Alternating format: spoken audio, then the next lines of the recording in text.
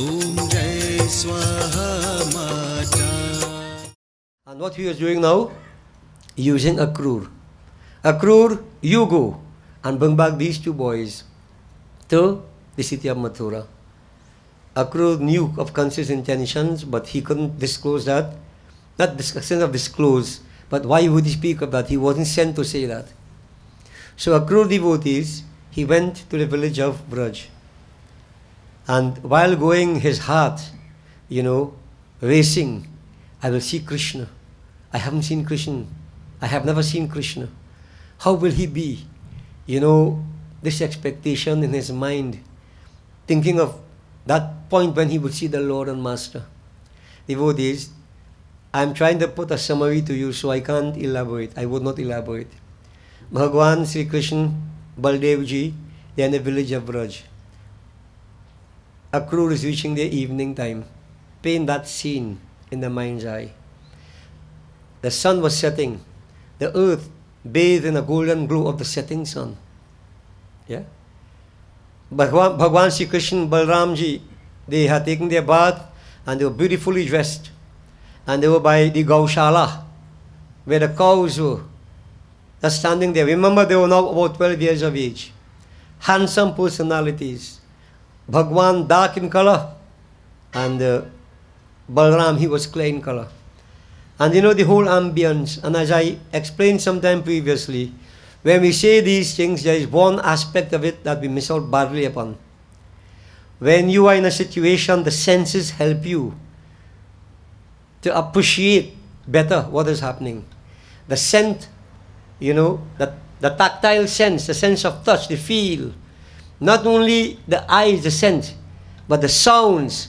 Imagine you hear the birds, chirping away. The cuckoos making their beautiful sound, singing away. The moos of the cows, the bacharas running. All this is impacting upon the senses. All these impacting upon the senses. So it's not only a case of seeing Krishna, but seeing him in a context where all these senses are impacted upon. It is indescribable. Indescribable. So I can't describe it. How Akrur felt, what he experienced, I can't express it. I try to imagine it, devotees. I try to imagine it, and I become envious of Akrur. How can I experience that? When? Ever? He did. Devotees, while walking, while traveling, he saw the ground upon the spot of the place, the work, the earth upon which Bhagwan Krishna walked.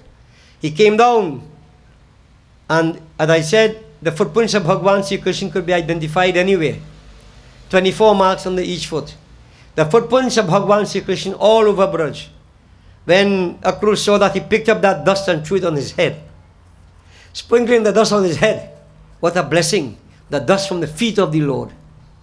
What ecstasy he experienced, devotees. And then to get that darshan, transported. If before was ecstasy, I don't know how to describe this. Brahmanand, devotees. Akrur was welcomed when they saw him. Nand Baba and others. They welcomed Akrur. It's a wonderful thing to come into contact with great personalities. It is said, pain and pleasure can both be derived from union or separation, depend upon who we meet or who we separate from. If I meet someone I love, there is always a joy. To separate is a pain. If I meet someone I don't want to meet, it's a pain, and to separate is a joy. The world of duality. Devotees, Akrur, a blessed individual, to meet him is a blessing. So Nand Baba felt elated, gratified, welcomed him, brought him into the home, and devotees, as was the custom, washing the feet and so on. This is a custom in India, hospitality extended. Akrur felt very, very happy and comfortable. But he had gone on a serious mission, which would not be a very pleasant one for him, nor for all present. And devotees, there are times in life when we have to do things that are very unpleasant. The Upanishads tell us there is the good and the pleasant. Rather than do the pleasant, do the good. The good will always be pleasant. ultimately the pleasant would not always be good. Many of us would choose to do the pleasant, but no matter what, do what is good, as unpleasant as it may appear to be. He came to separate, and it was not his intention, but on the instructions of the king, to separate Bhagwan Shri Krishna and Balram from their foster parents. Everybody happy so far? But the world of duality, I'm happy now. What will happen next moment? All this is borne out here. Nan Baba, Akrur sat there. Then Nan Baba said, "Oh Akrur, you have not paid us a visit any time before.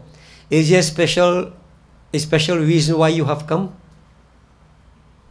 Akrur said, "Oh Nand, I have been sent by the king Kans. I have been sent to carry Bhagwan Krishna, the child Krishna, and Balram to the city of Mathura. But there is something I want to tell you, O Nand Baba. Krishna is not your son. Krishna is not the son of Yashoda Maya and you. Krishna is the son of Vasudeva and Devaki." Devotees, so imagine you mind the child for 12 years, someone come and tell you, "No, that child is not yours, it belongs to somebody else." Gonna shock you, isn't that so? Nand Baba was taken aback. How could that be? And devotees, Vasudeva, we all have heard the Katha, transferred that Lord when he appeared in the person to the home of Nand Baba, where Yashoda Maya had given birth to a baby girl. She wasn't aware. Yog Maya put everybody to sleep. Nand Baba, Vasudeva, instructed by Bhagwan Vishnu, place me there and take that baby girl and bring her back. And so Vasudeva did that. That child who was to be Krishna was placed next to Yashoda Maya. She had given birth to a baby girl she didn't know. That baby girl was Devi, Mahashakti, Yog Maya. Bhagwan picked up the baby girl and took her, Vasudeva picked up the baby girl and took her back to Mathura. When Yog Maya removed her power, her veiling power, avaran, veiling power, very, very technical term, Yashoda realized she had given birth to a baby boy. But she didn't. You see, they didn't know all this. And so she believed Krishna was her son. Yog Maya, when she was carried back to the city, Kans heard a child born. He came running there to kill the child. Devaki held on to the baby and began to beg Kans, "Oh Kans, it's a girl I have. This last child is a girl. What could a girl do to you? Let her go. You have killed 6 of my sons, 1 was stillborn. Please let my last child go." Kans began to laugh. He said, "Akash Vani told me a lie. What could a girl do to me?" But then Narad Muni came and said, "Kans, don't be stupid. Akash Bani said the 8th child will be the cause of your death. He didn't say the 8th child will kill you, you know. So this girl could get married and her son could kill you." So you got Kans more dotish. Kans called back for that child and attempted to dash the child down, but that was not an ordinary child. She slipped out of his hand, kicked Kans on his head, and went up into the air, transformed to Mahakali, laughing and said, "Oh Kans, you fool, the one to kill you is safe, your end is near." And a mocking, receding laughter, Mahashakti disappeared. So Kans realized that something was wrong. That one was safe. It was then he started to kill all newborn children. But now none of those things worked. He could not have gotten to Krishna and Balramji. So Nand Baba was informed of all this now for the first time. And he understood. But could he make Yashoda Maya understand? So they sent for Yashoda. All this is taking place night now.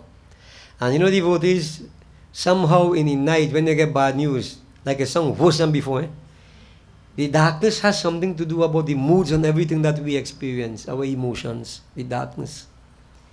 So night, and here, like everything getting dark for them, in an emotional sense. When Yashoda was told that Krishna wasn't her son, She said, never ever, that could never be. Never be. Never ever be. How can you tell me Krishna is not my son? And she fell to the ground. And devotees, you have to imagine if you can, how she would lament, she would grieve, cry out. Now knowing that Akrur has come to take away her son Krishna away from her. Well, devotees, a lot of consoling had to be done, but how could we console someone and make them come back to normal under these circumstances? The long and short of it is that they had to go. Bhagwan Shri Krishna and Balaram, they showed no emotions, for all this is part of the Lord's plan. The devotees, you see how union and separation could cause pain? Such a joy to have Krishna. Now what a pain to be separated from Krishna. A great pain. Early next morning, preparations were being made for Bhagwan Shri Krishna and Balaram to return or to go to Mathura city with Akrur. They loaded up the chariot with various ingredients and so on and whatever else. And devotees, it's difficult to really deal with this kind of separation. It's hard. It's very, very hard. And I'm sure many of us, to some extent, have experienced this kind of separation. But you know, if you separate from a brother or a sister, you separate from mother or father, you separate from a beloved one, whoever, everyone you separate from is a different kind of emotion you feel. In the sense that, you see, the relationships are different. I don't think you're going to feel the same pain if you lose your mother as if you lose your father. You see the intensity of the relationship, you know. And this is why it is difficult to get accustomed to death. The loss of the near and dear ones is really, very difficult. Really difficult. And when you get accustomed, well, you can't get accustomed because one mother you have, one father. You may have a few brothers, a few sisters, but my relationship could be different with each one. So I feel different pain, a different intensity of pain when we're separated. And if I could manage all that, then God give me grandchildren.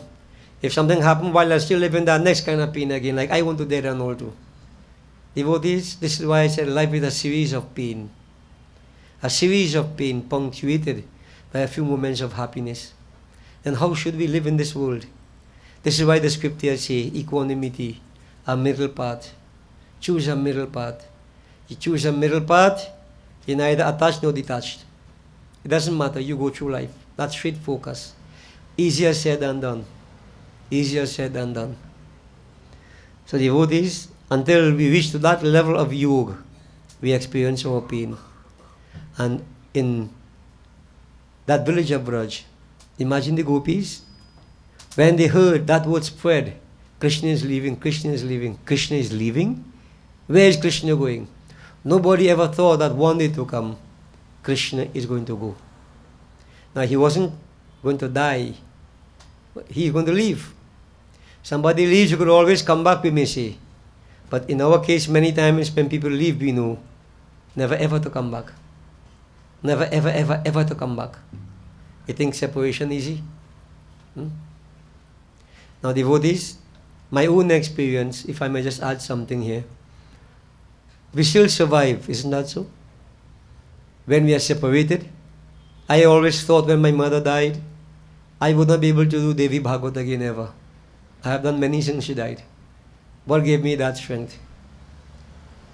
Close to father, close to brother, yes, they have all gone, but what gives you the strength? And this is where I believe that the Lord's Maya is very helpful. The Lord's Maya. That delusive potency. I use the term avaran, veiling, covering, hiding, so to speak. Maya helps to veil us, or veil many things from us, so we are able to survive and go forward. You have very few who can go forward. Romeo and Juliet. One died, next one killed himself. Alright? But devotees, that is mahapap. That is not love, that is stupidity, that is sinful. We have the strength and the courage to go forward. Maya helps us. So the same Maya that we try to get rid of, the same Maya is also powerful. This is why, if you listen closely, Ya Devi Sarva Bhuteshu Vishnu Mayiti Sangsita. Vishnu Maiti. Oh Ma, you are Vishnu Ji's Maya. I bow to you. I prostrate to you. You help me survive these circumstances. So if you follow what I am saying, nothing in this world is totally bad. Everything has its use. So devotees, we do survive. But when the goings on take place, it's difficult to bear. So Ayodhya Puri, the village of Vraj, as in Ayodhya Puri, my mind went there when Sri Ram was leaving. I noticed Sri Ram had to leave, here Krishna had to leave. Separation is a fact of life. It's a fact of life. We all have to undergo it. And whenever separation takes place from such a beloved one, devotees, the whole atmosphere becomes different. As the bhajan says, Gokula Suna, Mathura Suna, soon, everything empty, dark. When that beloved one is not there, nothing makes any sense. The same beautiful things we enjoy today, you detest it, you don't want to see it. I'm sure you would have experienced this in many, many forms, many ways. It's not easy, devotees. But all these experiences we have to undergo in life as we continue to grow. And then out of force, through the process of negation, we realize that you see that the only way I could survive is pay no attention to it, yes? If I get attached to it, I'm always in pain. Let me give it up, let me give it up. So I begin to let go. This is why Tyag is so important. The worship of Shiva, Vairagya, Tyag is so important. So important. Practical. Applicable. So devotees, imagine for yourselves that environment of now in the village of Braj. And imagine when that chariot is now leaving with Balram and Krishna standing at the back of it and everybody standing there. Anybody could describe that? I find not getting too much to this kind of thing, devotee, but sometimes you get to the emotion really. Somebody dies. We hear that and we cry and so on and so forth. But devotees, you would experience it if you have gone through it. When that hearse pulls up there and that body comes, you could describe how you feel? Huh? It's the worst thing possible. Yeah. And then when it happens that we see, now time to go. Many of us, we go and go to the cremation site and so on and so forth. What about those who stay back? And you see that that air of finality, they go in, never, ever to come back. A different kind of pain.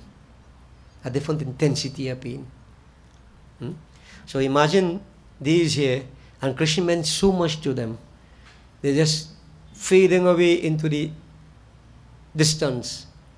The gopis wanted to follow. Bhagwan told them, don't. Radha, she lay down across the pathway of the chariot. She said, better kill me. How can I separate from Krishna? Bhagwan told them all, I will always be with you.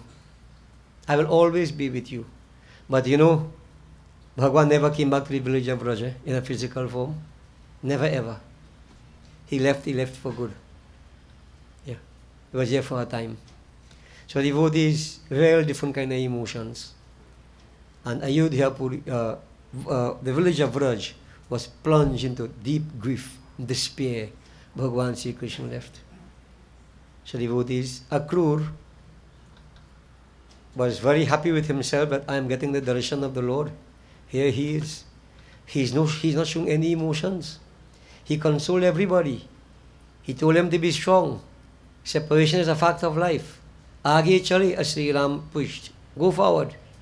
And so devotees, Akrur was convinced in his mind that this is the Lord, Supreme Purush, Bhagwan Sri Krishna. So the journey is continuing, devotees. Long distance to go to Mathura city. And it is said, passing by the Yamuna.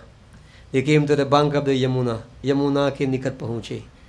Something happened there that convinced Akrur that Krishna was none other than Supreme.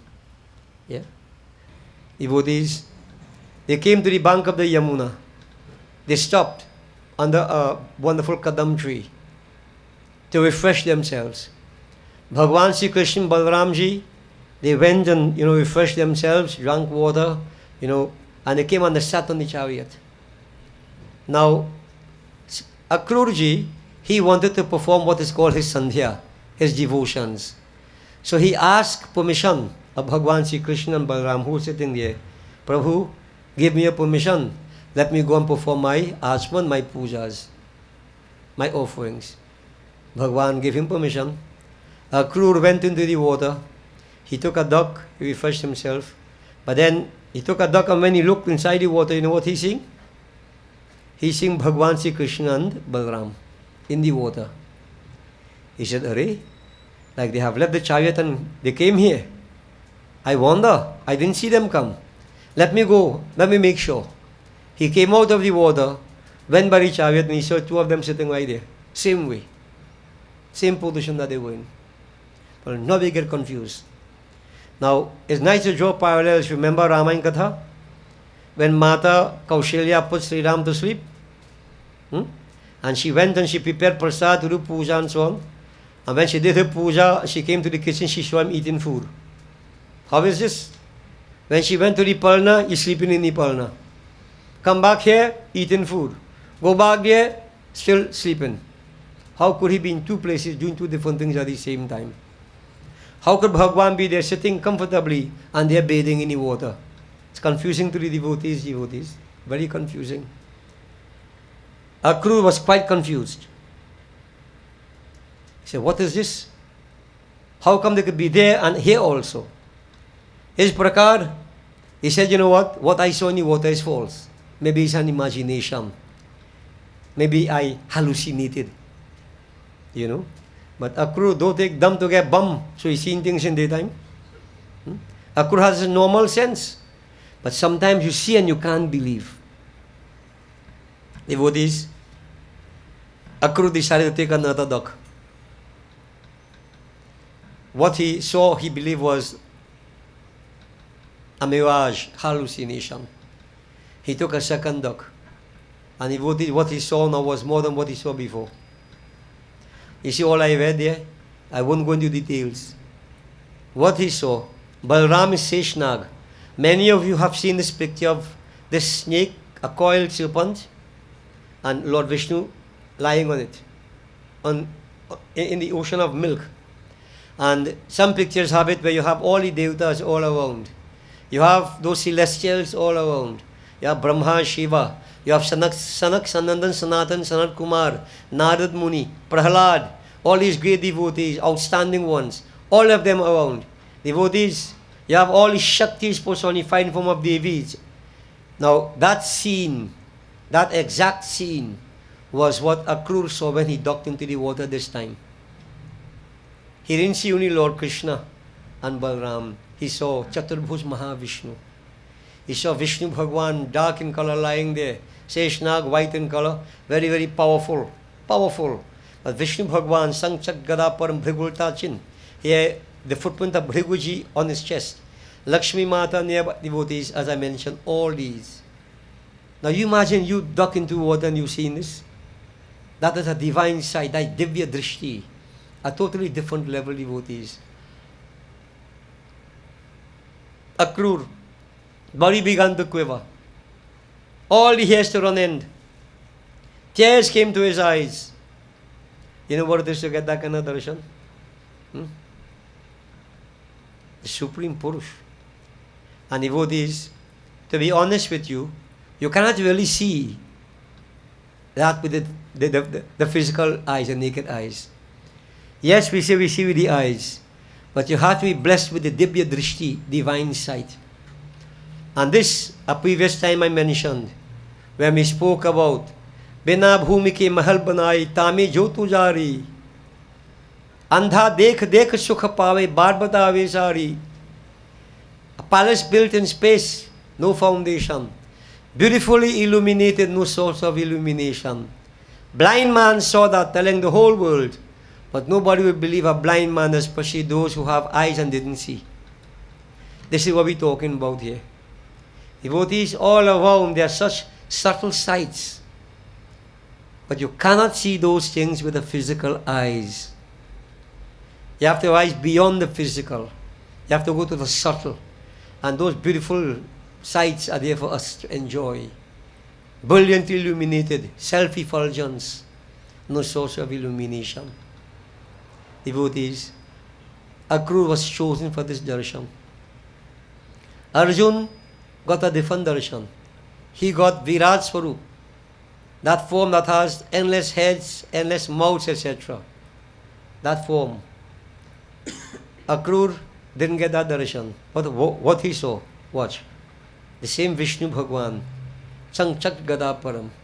And I want you, in your own way, to ask your question. If you not ask it in your mind now. Why Arjun got that and Akrur got this? What caused the difference? You see, I keep saying you must ask questions. And if I may give you a hint, it depends upon the type of devotion that you perform. Remember, there are different types of liberation. Sa yuja, sa mipi, sa lokya, sa rupya. Different types. It depends upon what you look for, what your craving is for with respect to divinity. That will qualify you to get a particular type of darshan. What one may get may not be the same thing somebody else get. But the problem is, you know what? I see this, so I feel this. Yes, you see that, no, you lie, is what I see. You understand? Foolishness in people's head. But devotees is a good point to reflect upon. But this sight that Akrur saw, devotees, you imagine, he came out of the water, spellbound, and in his own way, devotees, he prayed. He offered his obeisance to that Supreme Purush, Sangchakra Gada Param. When he prayed and he prostrated and so on, then that vision disappeared. He came and he came back to the chariot. Bhagavan Shri Krishna and Balaram still sitting there. When Bhagavan Shri Krishna looked at Akrur, he said, Akrur, how are you looking so? Did you see something amazing? Bhagavan gave him that darshan. And look at how he played with his mind. You see the Lord, how he plays? Akrur, you seem as though that you're in a state of amazement. Did you see something amazing? Acharaj Bhari, O Akrur. Akrur just smiled and bent his head. He said, Lord, your power, aparampar, too powerful. You are beyond all, Lord. What can I say? What can I say to you, Lord? And devotees, Akrur was convinced, if he had any shadow of a doubt, that Bhagavan Shri Krishna is none other than the Supreme. And Kans could do whatever he wanted. Kans could never ever destroy Bhagavan Krishna. And this gave Akrur that confidence to do what he had to do. I have no fear. Nothing will happen to my Krishna. You understand something here again, devotees. I like to look at all these small points. Akrur was doing his duty. Unpleasant, yes. He knew he was carrying Krishna because Kans want to kill him. But look here, that duty of his, Bhagwan favored him, gave him that confidence that don't worry, Akrur, nothing will ever happen. Nothing will happen. In other words, you do what you have to do. Do it right, do it to the best of your ability. Don't compromise. Don't choose the easy way out. Bhagwan will always find a way to support you, to give you that strength and courage. Things will work out right in the long run. Don't run away from it. If you run away from your duties, you fail. You fail. So devotees, Akrur was convinced now, and then he bowed to Bhagavan Krishna. Oh Krishna, you are one without a second. And Bhagavan smiling said, okay, Akrurji, let's go now. And so Akrur ascended the chariot and the journey continued towards Mathura city. What happened afterwards? I don't know if we will continue afterwards while summarize. But devotees, Bhagavad Katha, infinite, endless. And we haven't even gone beyond this charit yet. Only Bal Charit we have been doing so far. But we'll see what will happen later based upon my mood. We'll look at it and see. If not, we'll decide what will happen. But devotees, Akrur took Bhagavan Shri Krishna and Balram to Mathura city. What happened there, we will see. Bole Vrindavan Shri Krishna Chandra ki. Om Jai Swaha Mata Maya Jai Swaha Mata Tum Agni ki Shakti Tum Agni ki Shakti शक्ति तुम सच्ची माता